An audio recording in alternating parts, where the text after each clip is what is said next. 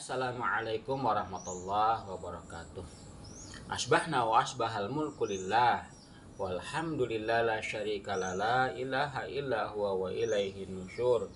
Asbahna ala fitratil Islam wa kalimatil ikhlas wa ala dini nabiyyina Muhammadin sallallahu alaihi wasallam wa ala millati abina Ibrahim hanifa wa ma kana minal musyrikin.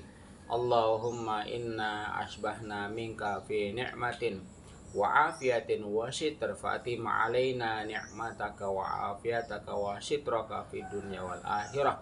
Allahumma ma asbaha bina min ni'matin aw bi ahadi min khalqika fa minka wahdaka la syarika lak walakal hamdu walaka syukru ya rabbana lakal hamdu kama yanbaghi li jalali wajhika wa 'azimi sultanik. Radina billahi rabba wa bil islami dina wa bi sayyidina Muhammadin nabiyya wa rasula. Rabbana zidna ilman warzuqna fahman. Allahumma ftah lana hikmataka wansyur alaina rahmataka min khazaini rahmatika ya arhamar rahimin ya arhamar rahimin ya arhamar rahimin. Wa shalli Allahumma ala sayyidina Muhammadin an-nabiyil ummi wa ala alihi washabihi wasallim walhamdulillahi rabbil alamin. Saudara-saudaraku yang dimuliakan Allah Subhanahu wa taala, alhamdulillah puji syukur senantiasa kita aturkan pada Allah Subhanahu wa taala, yang mana Allah Subhanahu wa taala sampai hari ini, sampai saat ini tidak putus-putusnya mengkaruniakan berbagai macam kenikmatan kepada kita semuanya, wabil khusus nikmat iman, nikmat Islam, nikmat sehat walafiat, dan nikmat waktu luang. Saudara-saudaraku yang dimuliakan Allah Subhanahu wa taala, inspirasi pagi ini saya akan membahas tentang perlunya sukses dengan ATM. Perlunya kita memiliki ATM untuk bisa sukses ya. Jadi zaman sekarang ini orang-orang tentunya kalau nggak punya ATM ya kurang nyaman di dalam kehidupannya ya, sebab ketergantungan kepada ATM rasanya mungkin menjadi sesuatu yang wajar dalam kehidupan sehari-hari di zaman sekarang ini. Namun ATM yang saya maksud bukan ATM kartu ATM yang bisa kita jadikan sebagai alat untuk mengambil uang di mesin ATM, bukan itu ya, bukan itu, sama sekali tidak ada kaitannya dengan ATM itu ya. Tapi ATM yang saya maksud adalah bagaimana cara kita meraih sukses dengan cara amati, tiru, lalu modifikasi ya. A-nya amati, T-nya tiru, M-nya modifikasi. Nah, ini yang saya maksud dengan ATM. Jadi bukan ATM yang sebagian orang galau nggak punya kartu ATM atau kartu ATM-nya saldonya kosong, bukan itu yang saya maksud ya. Jadi ATM-nya adalah A-nya amati, T-nya tiru, M-nya adalah modifikasi. Saudara-saudaraku yang dimuliakan Allah Subhanahu wa taala, semoga Anda semuanya dalam keadaan sehat walafiat, dalam keadaan berbahagia, dalam keadaan nyaman, dalam keadaan tentram ya, sentosa, penuh dengan keberkahan. Amin ya rabbal alamin. Baik, akan saya lanjutkan ya. Di dalam meraih keberhasilan, dalam meraih kesuksesan, maka kita perlu mengamati ya. Mengamati apa yang akan kita raih dengan cara mengamati dulu orang lain yang pernah meraih di bidang itu. Ya. Jadi kita cari model ya, cari model, cari contoh, cari kira-kira yang ada kemiripan dengan apa yang kita mau raih ya. Misal, mohon maaf ya, kalau saya ini kan sedang merintis pesantren ya, sedang merintis pesantren seperti ini ya. Ini salah satu dasarnya yang saya miliki, dasar pengalaman, yaitu saya mengamati ya. Di saat saya dulu mengajar di sebuah pesantren besar di Jawa Tengah, ya, yaitu di pesantren Al Hikmah 2 Benda, ya, Sirampok, Brebes, ya, atau yang dikenal dengan Malhik 2 School, ya. Di pesantren itu setiap tahunnya, ya, mengirim para santri, khususnya di program MAK, itu mengirim para santri untuk melakukan namanya teaching program. Teaching program itu dimana anak-anak belajar atau berlatih mengajar di madrasah-madrasah atau di masjid-masjid, ya. Berarti kalau mungkin anak-anak SMK-nya namanya PKL, atau mungkin kalau anak-anak kuliahnya namanya KKN, ya, kuliah kerja nyata, dimana dikirim di beberapa tempat, di beberapa daerah. Nah, saat saya mengantar mereka, ya, membimbing mereka untuk melakukan namanya teaching program, ya, suatu program yang mirip-mirip dengan KKN kalau mahasiswa. Kami itu kan setiap tahunnya berbeda-beda daerah yang kami kunjungi, ya. Setiap tahunnya itu pindah-pindah daerah, pindah-pindah kota, pindah-pindah kabupaten yang kami kunjungi. Yang namanya Jawa Barat, namanya Jawa Tengah, hampir selama 16 tahun itu saya sudah mengunjungi kurang lebih ya 16 daerah, ya. Dimana setiap daerah itu kami melakukan teaching program itu berpencar di beberapa kecamatan, ya, di beberapa kecamatan, bahkan di beberapa kabupaten begitu. Nah, saat saya membimbing, mengantar mereka para santri, ya, atau bahkan memonitoring mereka para santri, itu saya menemukan ada banyak pesantren-pesantren kecil seperti yang saya rintis ini. Jadi ada kiainya, ya, ada santrinya, ya, santri-santri kalong, atau kalaupun ada yang mukim hanya beberapa orang saja mukim, di mana santrinya adalah santri-santri lokal dari warga sekitar. Jadi kalau pagi harinya mereka berangkat ke sekolah, baik ke SD, ke SMP, atau bahkan ke SMA, lalu pulang dari sekolah mereka pulang ke pesantren, ya. Jadi memang pesantrennya belum ada program sekolah, jadi memang total mengaji, ya, namanya pesantren-pesantren salaf begitu. Pesantren-pesantren tradisional.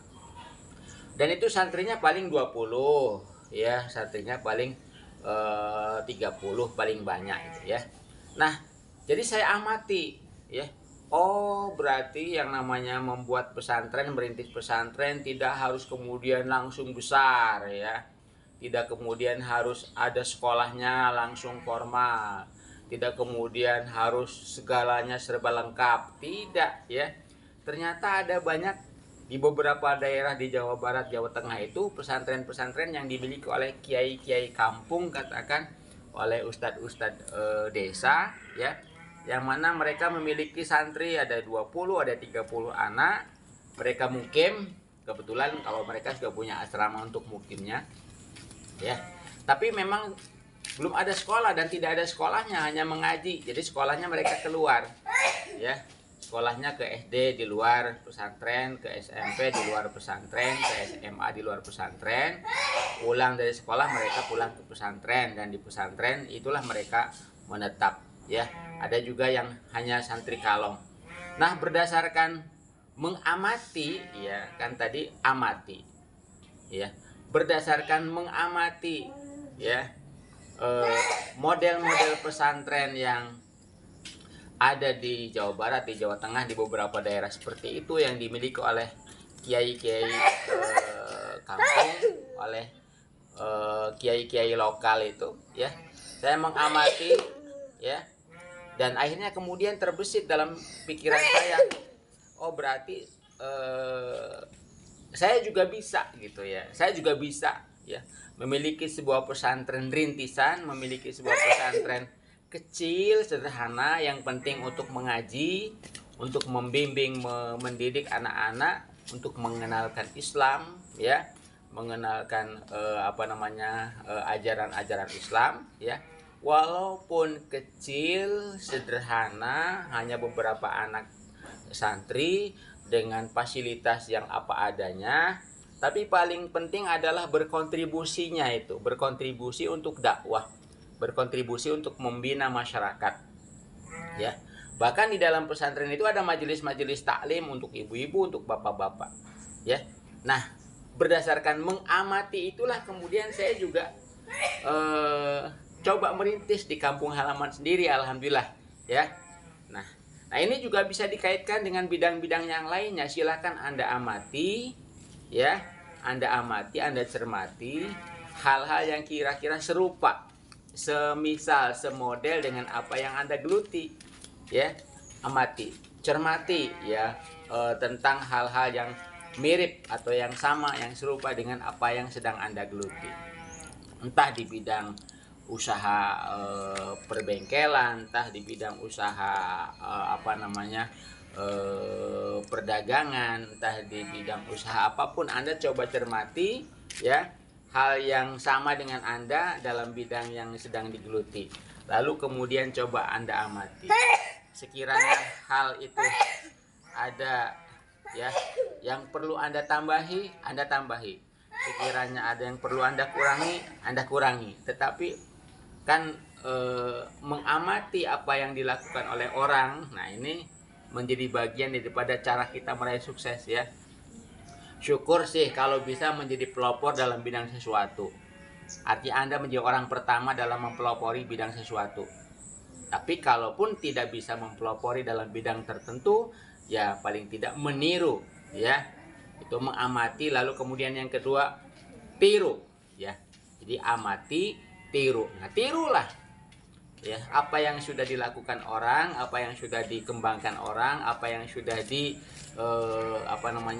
dirintis oleh orang, kita tiru, ya.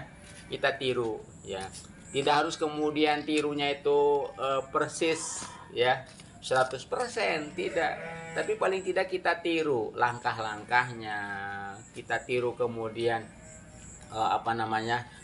program-programnya, atau kita tiru kemudian teknik pengembangannya, atau kita tiru hal-hal yang semestinya kita tiru, hal-hal yang bisa kita tiru, maka tiru, ya. Lalu kemudian yang ketiga, M-nya, modifikasi. Nah, modifikasi ini berarti mengembangkan sesuatu yang sudah kita amati dari orang lain itu, yang kita tiru dari orang lain itu, kita modifikasi sesuai dengan apa yang ada dalam gagasan kita, sesuai dengan apa yang ada dalam pikiran kita, sesuai dengan apa yang ada dalam harapan-harapan kita modifikasi, kita sempurnakan yang belum sempurna, kita kurangi yang memang perlu dikurangi, kita tambahi memang yang perlu kita tambahi. Nah, ini penting, ya. Jadi dalam hal ini ingat, sukses dengan ATM, amati, tiru, lalu modifikasi, ya. Kita amati apa yang sudah dilakukan atau yang sudah diraih oleh orang, kemudian kita tiru, kemudian kita modifikasi. Ini menjadi bagian daripada proses, ya, meraih apa yang kita inginkan. Baik. Jadi saya tidak berkecil hati, ya.